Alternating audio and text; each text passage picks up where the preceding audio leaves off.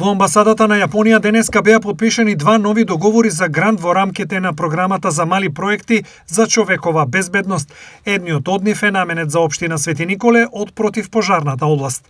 Денеска го потпишавме договорот за доделување на донација од страна на амбасадата на Јапонија, на кој што присуствуваше и амбасадорката, нејзината екселенција, за која што на општина Свети Николе е доделено како донација теренско противпожарно возило со опрема, со пумпи и целата адекватна механизација што е потребна за навремено гасење на пожарите, посебно во ридско-планинските предели.